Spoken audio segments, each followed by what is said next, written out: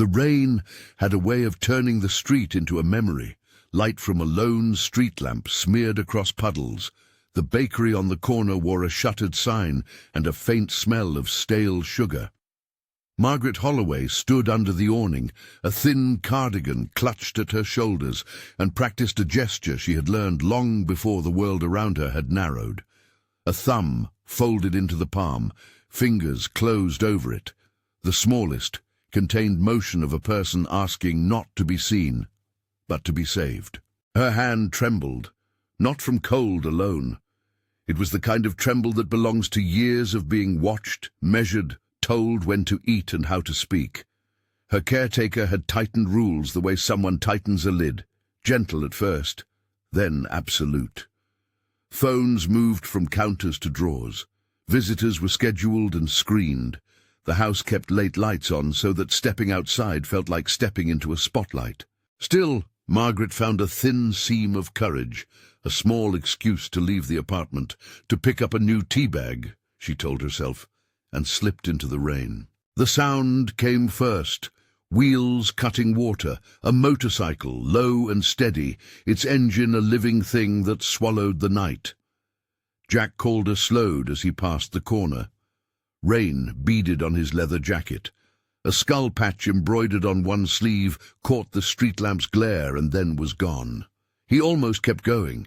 He had been taught during a seasonal volunteer course with a veterans outreach group a set of quiet signals for danger, simple, secret shapes made with one's hand. He had not thought he would ever use that lesson again.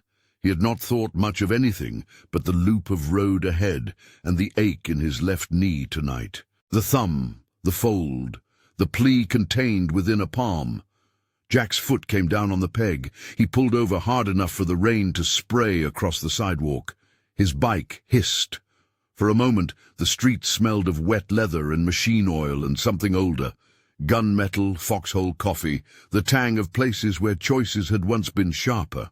Margaret saw him hesitate. She had to trust that he would see. She had to trust someone would treat the small language she'd rehearsed as an honest human request. Her breath came shallow. She was 79 and still learning to ask. Jack left the bike running and walked up to her, helmet tucked under his arm, scarred knuckles wrapped in thin gloves. He did not look judgmental. He did not look away. He crouched so that his face and hers were framed by the storefront's dim yellow light. Close enough to be steady, far enough to be respectful. "Are you all right?" he asked quietly. She said nothing. The sign had been for this. She had practiced a single line to say. "I need help," she whispered, but her voice was the size of a moth in a thunderstorm. She told him, haltingly, about the cups of lukewarm tea that arrived at odd hours, about the phone that was always missing when she wanted to call her sister, about the letters the caretaker intercepted and the times she had been told visitors were inconvenient. She did not speak of the more private things. She kept the shape of her dignity, and the details she offered were tactical, enough to show a pattern without asking pity. Jack listened. He noticed little things with a clarity born of habit. The fraying edge of her cardigan, the callus on the inside of her thumb, from closing the same cupboard door for years. He noted how her voice steadied when she gave him one small instruction. "Please, don't let him see me." Across the street, a figure lingered in a doorway, a man who was not the sort to enjoy being ignored. The caretaker's coat was tucked tight around him, and when Jack turned his head, there was a shift, a tightening in the man's shoulders. He began to cross toward them. Movement, authority tried to reassert itself like a shadow lengthening at dusk. Jack's reaction was not to raise his voice or his fists. He walked his bike so that it sat between the doorway and the woman. The motorcycle's front wheel faced the street. Its engine's hum filled the small space. People often thought of bikers as noisy guardians of some private myth. Jack was quiet. He was deliberate. Positioning the bike was a simple, non-threatening barrier, not aggression, but presence, a message. Someone else here was watching. The caretaker's step faltered. The man looked at the bike. He looked at Jack. He looked at Margaret. Something in that sequence loosened. Authority that had depended on small, invisible rules discovered that those rules could not bind a stranger who refused to look away. The man's jaw tightened, and then he turned back to the doorway, as if choosing an easier audience. Jack did not say anything to the caretaker. He did not need to. He stayed with the woman, helped her lower onto the damp step with a careful, practiced patience, and asked if he could call someone. Margaret nodded. She wanted someone official, someone who would listen and record and, most importantly, offer choices she could weigh. She wanted a voice that could not be pulled out of the room and tossed in a drawer. "Do you have a name you want me to call?" Jack asked. She gave him the name of a niece still in the city. The number had been memorized and then lost. Jack found it in the tiny index card tucked into her wallet. He told Margaret, and she nodded again, small and fierce. Instead of calling the police first, Jack did something quieter and, to most who witnessed only the engine's glow, surprising. He dialed a number he had used for years at the edges of his life. A line to a local non-profit that aided older adults and coordinated with adult protective services.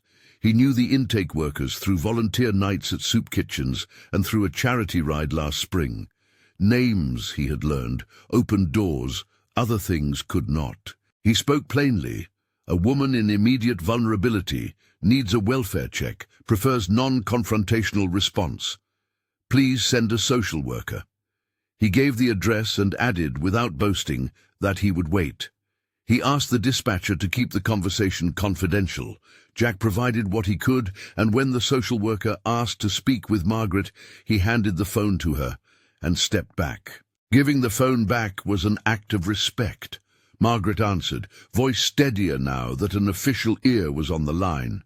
She explained the same facts she had told Jack, but this time they landed differently. A recorded voice acknowledged, "This is a report. Help is on the way." Someone said later that a voice like that, in the exact moment when everything around you has been controlled, feels like the hinge of a door that will not shut. The social worker arrived within the hour, not alone, alongside a uniformed officer who had been dispatched for a welfare check and a small car with the non-profit's logo. There were forms, yes, notes written down, questions asked politely, but the tone was unusual for the night, calm, not hurried, asking what the woman wanted. That was the fulcrum of the whole sequence.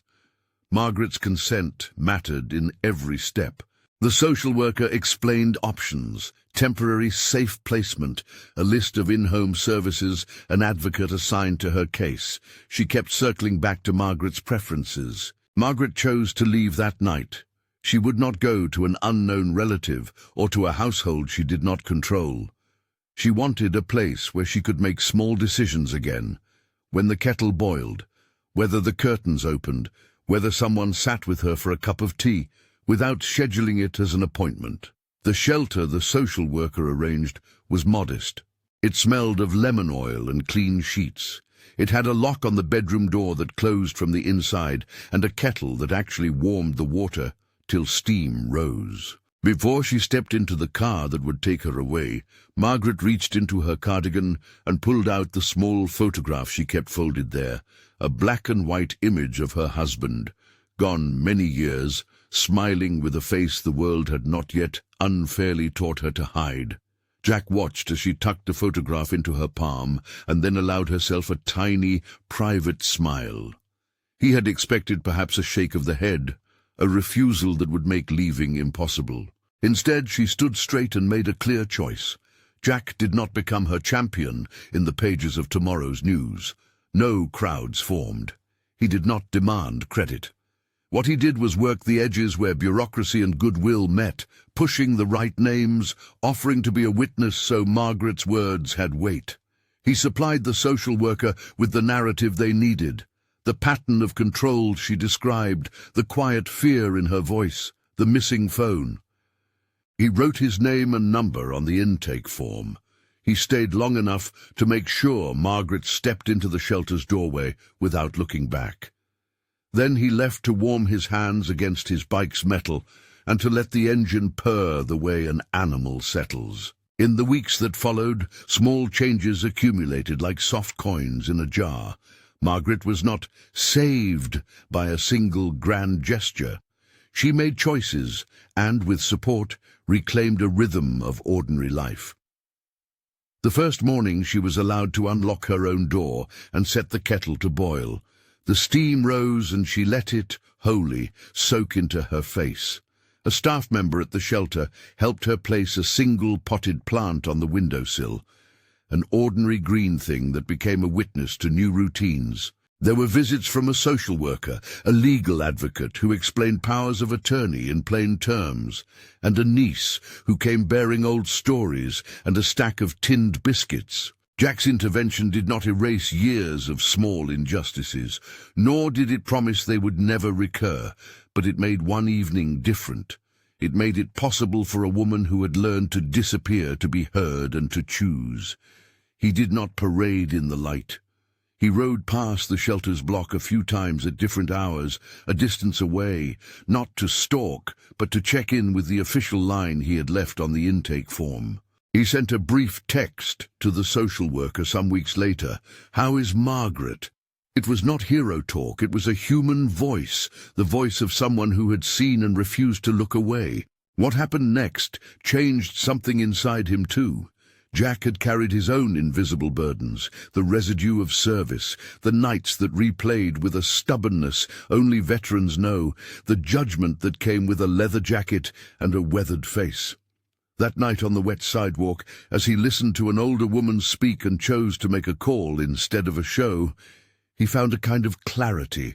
Redemption, he discovered, was less about a single dramatic act and more about letting one moment lead to another.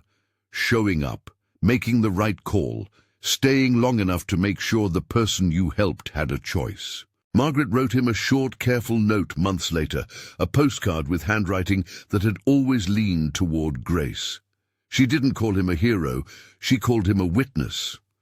"You saw me," she wrote. "You made the right door open." Jack kept the postcard in a small pocket of his jacket. When people asked him what he'd done that night, he would shrug and name the facts, like a man removing a small weight from his chest. He had been passing by. She had made a signal. He had called for help. That was it. But inside the quiet of his reply was another truth. He had been given the chance to act where others had looked away, and acting changed how he carried himself afterward. No headlines followed. No one wrote a column about a biker who rescued an elderly woman with a phone call and a parked motorcycle. What followed instead was softer. A woman who drank hot tea again without a schedule. A shelter that added Margaret's name to its list of people who would be reached with compassion. A man who let the smallness of a private human intervention settle into him and make a quieter person of him. There are stories people expect to see in the movies.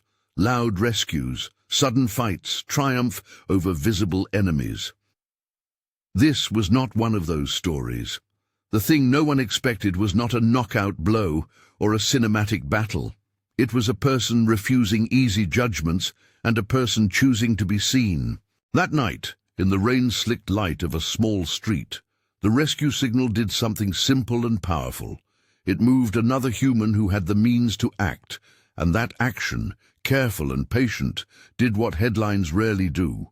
It restored a measure of dignity. If you believe in kindness and second chances, tap, like, and subscribe. When the rain returned months later and the streetlights smeared their halos across the puddles, Margaret would sometimes look out and think of the man with the skull patch who had pulled over. She would smile quietly and then turn back to her kettle and her plant. Jack, who had learned how small an act could be and how long its echoes might travel, rode on, less sure of his need to be seen as any kind of myth, more certain of the shape of a better choice. Share this story if it moved you, and tell us in the comments what part touched you most.